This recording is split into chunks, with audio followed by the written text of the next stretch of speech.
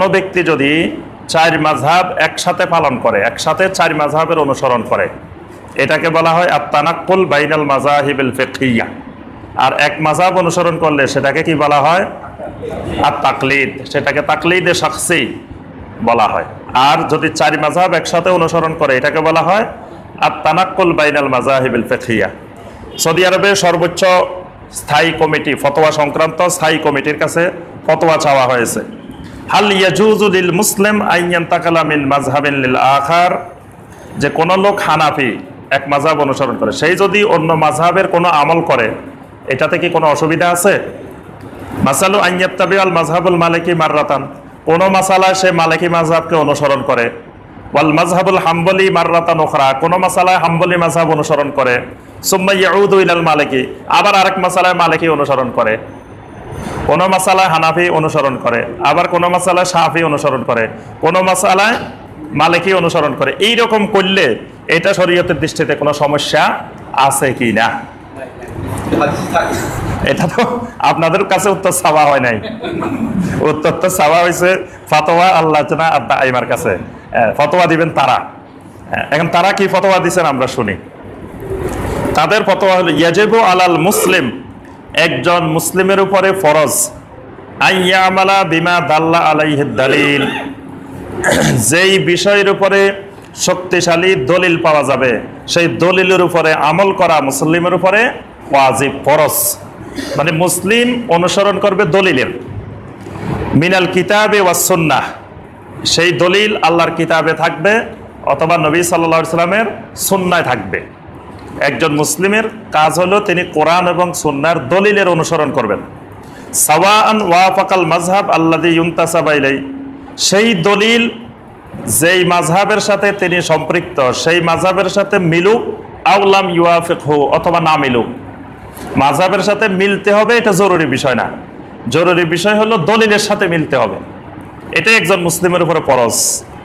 কারণ লিকাউলিল্লাহি আযজা ওয়া জাল্লা, আল্লাহ পাক কোরআনে কারিমে বলছেন ফাইন তানাযাতুম ফি শাইইন ফারুদ্দুহু ইলাল্লাহি ওয়ার রাসূল, সূরা আন-নিসার 59 নম্বর আয়াত। আল্লাহ পাক প্রথম বলছেন ইয়া আইয়ুহাল্লাযীনা আমানু আতিউল্লাহা ওয়া আতিউর রাসূলা ওয়া উলিল আমরি মিনকুম, হে ঈমানদারগণ তোমরা আল্লাহ সুবহানাহু ওয়া তাআলার আনুগত্য করো, আল্লাহর রাসূলের আনুগত্য করো, ওয়া উলিল আমরি মিনকুম, তোমাদের মধ্যে যারা উলিল আমর তাদেরও আনুগত্য করো। উলিল আমর কারা? সাহাবায়ে কেরাম ব্যাখ্যা দিয়েছেন উলিল আমর হলো আল উলামা ওয়াল উমারা। উলিল আমর দুই রকমের, এক ধরনের উলিল আমর হলো উলামায়ে কেরাম, আরেক ধরনের উলিল আমর হলো প্রশাসনে রাষ্ট্রে যারা আছেন তারাও উলিল আমর, তাদেরও আনুগত্য করতে হবে। উলামায়ে কেরামেরও আনুগত্য করতে হবে, রাষ্ট্রের প্রশাসনের আনুগত্য করতে হবে। কিন্তু এখানে আল্লাহ পাক এত সুন্দর করে হিকমার সাথে বলছেন, আল্লাহর আনুগত্যের ব্যাপারে বলছেন আতিউল্লাহ, রাসূলের আনুগত্যের ব্যাপারে বলছেন আতিউর রাসূল।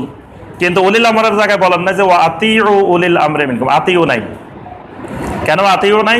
মানে উলিল আমরের নির্দেশটা ততক্ষণ আনুগত্য করা যাবে যতক্ষণ উলিল আমর আল্লাহ এবং রাসূলের নির্দেশ অনুসারে আমাকে নির্দেশ দিবেন।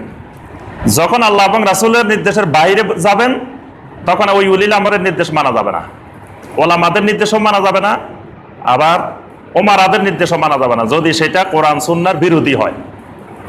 যেমন প্রশাসন যদি আমাদেরকে বলে যে তোমরা সবাই এখানে আসি এই কবরে সাজদা করো, তাহলে কি আমরা প্রশাসনের এই নির্দেশ মানবো না? আমার ইমান চলে যাবে, সেখানে আমি তো এই নির্দেশ মানবো না। কোনো শিরক করতে বললে আমরা মানবো না, কুফর করতে বললে আমরা মানবো না। যদি আমাদেরকে সরকার নির্দেশ দেয় তোমরা কেউ লা ইলাহা ইল্লাল্লাহ বলতে পারবে না, আপনারা কি মেনে নেবেন?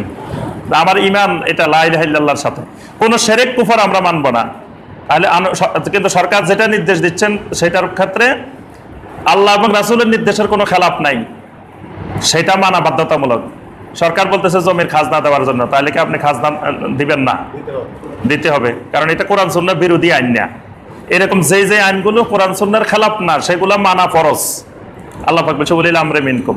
আর যেগুলো কোরআন সুন্নাহর খেলাপ, উলামায়ে কেরামও যেগুলো কোরআন সুন্নাহ মুআফিক দিবেন সেগুলা অনুসরণ করা ফরজ। আচ্ছা, এখন আল্লাহ পাক সাথে সাথে দেখেন এই কথাটাও বলে দিয়েছেন, আল্লাহু আকবার, ফাইন তানাযাতুম ফি শাইইন। এখন আমাদের উলিল আমর যারা, উলামায়ে কেরাম যারা, তো 60 জন উলামায়ে কেরাম 4 কথা বলতেছেন, 60 জন আলেম 4 রকম বলতেছেন। এখন এবার আপনি কি করবেন? আপনার এই সরকার বাড়ি মসজিদের খতিব সাহেব বললেন একরকম, আবার আপনি গুলশান আজাদ মসজিদের খতিব সাহেবের কাছে গেলেন, উনি বললেন আরেক রকম, আবার বাড়িদারা গেলেন সেখানে বললো আরেক রকম, বসুন্ধরা গেলেন সেখানে বললো আরেক রকম। তো আপনি সাধারণ মানুষ, এবার আপনি কি করবেন? আল্লাহ পাক সাথে সাথে সেই কথাটাও বলে দিচ্ছেন যে ফাইন তানাজাতুম ফি শাইইন, এইরকম তানাজু যদি দেখা দেয় কোনো মাসালায়, ফারুদ্দুহু ইলাল্লাহি ওয়ার রাসূল, বলবা যে আমি সরকার বাড়িও মানি না, আজাদ মসজিদও মানি না, বাড়িদারও মানি না, বসুন্ধরাও মানি না, সব বাদ দিয়ে ফারুদ্দুহু ইলাল্লাহি ওয়ার রাসূল, তুমি প্রত্যাবর্তন করো আল্লাহর দিকে, আল্লাহ রাসূলের দিকে, সব বাদ, কোনো আলেমে মানবো না। একজন এক কথা বলে, তা বাদ দিয়ে কি করতে হবে? ফারুদ্দুহু ইলাল্লাহি ওয়ার রাসূল, অর্থাৎ আল্লাহ এবং রাসূলের কথার সাথে যেটা মিলবে সেটাই আমি মানবো। এবার চারজনের কথার সাথে আমি কোরআনের আয়াত মিলাবো, নবী সাল্লাল্লাহু আলাইহি ওয়াসাল্লামের সুন্নাহ মিলাবো। এখন যদি মিলাবার মতো পাওয়ার না থাকে, ক্ষমতা না থাকে, অন্ধ, তো অন্ধ মানুষের তো আর কিছু করার নেই, অন্ধ মানুষের তো আর মাসালা দিয়ে কাজ হবে না, যে লোক আর মিলাতেই পারবে না। কিন্তু ন্যূনতম যার কাছে আকল আছে, বিবেক আছে, যিনি সাধারণ বুঝেন, দুনিয়া সব বুঝেন, তার থেকে জমি এক কাঠা কেউ নিয়ে যেতে পারে না। লেখাপড়া জানে না এই জন্য কেউ তার জমি নিয়ে গেছে, এরকম ঘটনা কিন্তু ঘটে না। লেখাপড়া জানে না এই জন্য 500 টাকার নোট ওনার থেকে কেউ 10 টাকা বলে নিয়ে গেছে, এরকম ঘটনাও জীবনে তার ঘটে না। তো এই সব দুনিয়াবি ব্যাপার বুঝতে পারেন, উনি দ্বীনি ব্যাপারে বুঝবেন না কেন? দ্বীনি ব্যাপারে আল্লাহ পাক বলেন ফারুদ্দুহু ইলাল্লাহি ওয়া রাসূল, এখন যার কথাটা আল্লাহ এবং রাসূলের কথার সাথে মিলবে তোমরা সেটার আনুগত্য করো। ইন কুনতুম তুমিনুনা বিল্লাহি ওয়াল ইয়াউমিল আখির, যদি তোমরা সত্যিকারের আল্লাহ এবং আখিরাতের উপরে ঈমান আনো। যালিকা খায়রুম ওয়া আহসানু তা'যীলা, আল্লাহ পাক বলেন এই পদ্ধতিটাই হলো সবচেয়ে বেশি কল্যাণকর এবং সবচেয়ে বেশি সুন্দর। সুবহানাল্লাহ। তাহলে চার মাযহাব প্রসিদ্ধ মাযহাব, চার মাযহাবের ইমামেরা সম্মানিত ইমাম এবং সারা দুনিয়ার মুসলিম উম্মার কাছে প্রসিদ্ধ। তো যেই মাসালায় চার মাযহাবে সবার কথা এক, সেটা তো নির্দ্বিধায় মানতে কোনো অসুবিধা নেই। কোনো মাসালা দেখা গেছে এক মাযহাবে একরকম বলা হচ্ছে, তখন আমি কি করব? তখন আমি কারোটা সুনির্দিষ্টভাবে অনুসরণ করব না। অনুসরণ না করে আমি বলবো যে যার কথা কোরআন সুন্নাহর সাথে দলিলের সাথে বেশি মিলে, আকরাবু ইলা সুন্নাহ, সুন্নাহর সাথে বেশি নিকটবর্তী, তারটা আমি মানব। এটার নাম হলো তানাক্কুল বাইনাল মাযাহিব। তো ওনারা বলতেছেন যে এই অনুসরণটা আবার করতে হবে ইত্তেবাউল হক, লি ইত্তেবাইল হক, মানে এই ক্ষেত্রে খেয়াল রাখতে হবে একটা মানে মূল যে পয়েন্টটা, সেটা হলো এই চার মাযহাব অনুসরণ করবেন কেন, দরকারটা কি? যদি কেউ বলেন যে আমি একটাই মানবো, চারটা দরকার কি? চারটার দরকার হলো লি ইত্তেবাইল হক, হকের ইত্তেবা করার জন্য, যে আমি সবচেয়ে সহিটা, সবচেয়ে বিশুদ্ধটা আমি অনুসরণ করব। এই জন্যই এই তানাক্কুলে যাওয়া, না হয়তো থাকলেই হয়। কিন্তু খেয়াল রাখতে হবে লি ইত্তেবাইল হাওয়া করা যাবে না, মানে প্রবৃত্তির অনুসরণ করা যাবে না। যে চার মাযহাব অনুসরণ করলাম একসাথে, যে মাযহাবে যেটা সুবিধা সহজ সেটা আমল করলাম, কঠিনটা বাদ দিয়ে দিলাম। যেই মাযহাবে গেলে সুবিধা, যেমন তালাকের মাসালা দরকার, তালাকের মাসালা হানাফি মাযহাবে খুব কঠিন, হানাফি মাযহাবে একসাথে 3 তালাক দিলে 3 তালাকে প্রযোজ্য হবে। এখন আমি খুঁজতে থাকলাম যে এই মাযহাবে তো খুব কঠিন, এখন কোন মাযহাবে গেলে 3 তালাক দিলে 1 তালাক হবে। এখন আমি যদি শাফি মাযহাবে যাই তো 3 তালাক দিলে 1 তালাক হবে। তো এই জায়গায় সুবিধার জন্য যদি আমি শাফি মাযহাব ফলো করি তাহলে ইমানে চলে যাবে, আমও যাইব, সালাও যাইব, সব যাইব, মানে ভালোর জন্য, ইত্তেবাউল হকের জন্য, মানে সহি সুন্নাহর অনুসরণ করতে গিয়ে তার ইমানে হারা হয়ে যাবে। যদি ইত্তেবাউল হাওয়া থাকে, হাওয়ার ইত্তেবা থাকা যাবে না। এই ক্ষেত্রে শর্ত হলো ইত্তেবাউল হক, হক অনুসরণ করার জন্য। আর যখন আপনি এই 4টা মতের মধ্যে সবচেয়ে সহিটা আকরাবু ইলা সুন্নাহ, যেটা সুন্নাহর সাথে বেশি মিলে, সেটা অনুসরণ করবেন, তখন সবগুলা অনুসরণ হয়ে যাবে। এটা বুঝছেন কথাটা? মানে এক মাসালায় 4 মাযহাবের দলিল 4টা হাদিস, এখন আপনি দেখবেন যে কোন হাদিসটা বেশি শক্তিশালী, সেই শক্তিশালীটা যদি আমল করেন তো দুর্বলগুলোর উপরও আমল হয়ে যাবে। কথাটা বুঝতে পারছেন? আমি যে কালকের হালাকায় এটা বুঝাইছি যে এক বাড়িতে মুরব্বী আছেন, মুরব্বীর ছেলেরা আছেন, মুরব্বী একজন, মুরব্বীর ছেলেরা আছে 5 জন, মুরব্বীর নাতিরা আছে 5 জন, কয়জন হয়েছে? 11 জন। এখন আপনি একটা খাওয়ার অনুষ্ঠান করতেছেন, যে আবাদ দিতেছেন, তো এখন আপনি চিন্তা করতেছেন 11 জনকে তো দাওয়াত দিতে পারবেন না, আপনার সীমিত, তো দাওয়াত দিবেন, চিন্তা করতেছেন প্রতি বাড়িতে 1 জন, তো ওই বাড়িতে কাকে দাওয়াত দিবেন? মুরব্বীকে দাওয়াত দেওয়া মানে 11 জনকে দাওয়াত দেওয়া। এখন মুরব্বীরে দাওয়াত দিলেন না, একবারে সর্বকনিষ্ঠ নাতি যেটা 4 বছরের 5 বছরের সেটা দাওয়াত দিলেন, সেটারে দাওয়াত দিলে কি সবারই দাওয়াত দেওয়া হবে? এই জন্য আপনি হাদিস 4টা বা 5টা আছে, সেখানে সবচেয়ে সহিটা যদি ইত্তেবা করেন তো সবগুলোর ইত্তেবা হয়ে যাবে, আপনার একসাথে পুরা কোরআন সুন্নাহর আমল হয়ে যাবে। এই জন্যই যুগে যুগে ওলামায়ে কেরামে তানাক্কুলের পদ্ধতি অনুসরণ করতেন। এই পদ্ধতি অনুসরণ করলে সুবিধা হলো যে সবগুলো অনুসরণ হইব।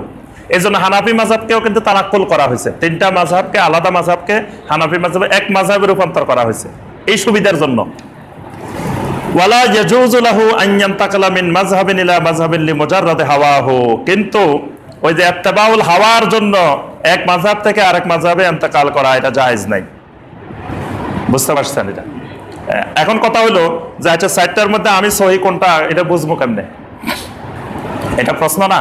আপনি তো সাধারণ মানুষ, আপনি যদি কোন যে হুজুর আমার কাছে তো ওই গোড়া গাদা সব সমান, আমি বুঝবো কেমনে হাদিস কোনটা বেশি সহি কোনটা কম সহি, তা আমি কেমনে আমল করবো সেখানে? আপনি বুঝার দরকার নাই। এটা বুঝার জন্য যুগে যুগে হাজার হাজার ওলামায়ে কেরাম অতিবাহিত হয়ে গেছেন, যারা গবেষণা করে রিসার্চ করে আমাদের সামনে একেবারে রেডি করে দিয়ে গেছেন। খালি আপনি বসে বসে খাইবেন, আপনার সামনে একবারে প্লেটে একবারে খাসি গরু মুরগি সব রান্না করে একবারে হাজির করে দিয়ে গেছে, আপনি খালি নিবেন আর খাইবেন, আর কোনো চিন্তা ভাবনা করার দরকার নেই। এটা সব রেডি। আজকে 710 বছর ধরে সর্বপ্রথম এই কাজটা করে গেছেন শাইখুল ইসলাম ইমাম ইবনে তাইমিয়া রাহিমাহুল্লাহ। তিনি 728 হিজরিতে ইন্তেকাল করছেন। আজকে কত হিজরি? 1438 হিজরি। আমরা ওনার মৃত্যুর 710 বছর পরে এখন অবস্থান করতেছি। এই 710 বছর ধরে পৃথিবীতে হাজার হাজার ওলামায়ে কেরাম এসে গেছেন এই মতের উপরে, তারা বিশাল বিশাল কিতাব লিখে গেছেন। শাইখুল ইসলাম ইমাম ইবনে তাইমিয়া রাহিমাহুল্লাহর 36 খণ্ডের মাজমুয়ে ফাতোয়া, বিশাল কিতাবাদি, শত শত কিতাবাদি লিখে গেছেন। তার 3 ছাত্র ইমাম ইবনুল কাইয়িম, ইমাম ইবনে কাসির, ইমাম আয-যাহাবী রাহিমাহুল্লাহ, তারা বিশাল বিশাল কিতাব এই বিষয়ে লিখে গেছেন। কোনটা সহি এটা তারা সব নির্ণয় করে দিয়ে গেছেন গবেষণা করে। তারপরে শাহ ওলিউল্লাহ মুহাদ্দিস দেহলভী রাহিমাহুল্লাহ, তারপর আল্লামা শাওকানী রাহমাতুল্লাহ আলাইহি, এদের এই বিষয়ে সব ক্লিয়ার করা আছে। তারপরে যে গত শতাব্দীর যাদের আমরা ফতোয়া আলোচনা করতেছি, শাইখ বিন বাজ রাহিমাহুল্লাহ, শাইখ সালেহ বিন উসাইমিন রাহিমাহুল্লাহ, নাসিরউদ্দিন আলবানী রাহিমাহুল্লাহ, এই সালেহ আল ফাওজান হাফেজাহুল্লাহ, শাইখ ইবনে জিবরিন হাফেজাহুল্লাহ, এরা সব রেডি করে দিচ্ছেন রিসার্চ করে। আপনি খালি আমল করবেন বসে বসে, আপনার কোনো কষ্টেরও কারণ নাই, চিন্তারও কারণ নাই। খালি আপনি ওনাদের কিতাবাদি দেখবেন। ওনাদের কিতাবাদি আলহামদুলিল্লাহ এখন তো বাংলায়ও হয়ে গেছে, এখন অনেক কিতাব বাংলায় পাওয়া যায়, তা আপনি বাংলা পড়েও আমল করতে পারেন ওনাদের কিতাবাদি থেকে। আবার ওলামায়ে কেরাম আরবিটা পড়ে শুধু বাংলা করে দিবে, যেমন আমরা ওনাদের আরবিটা পড়ে পড়ে বাংলা করে দিচ্ছি। যে আল্লাহ পাক আমাদেরকে সহিহ দ্বীনের উপর আমল করার তৌফিক দান করুন।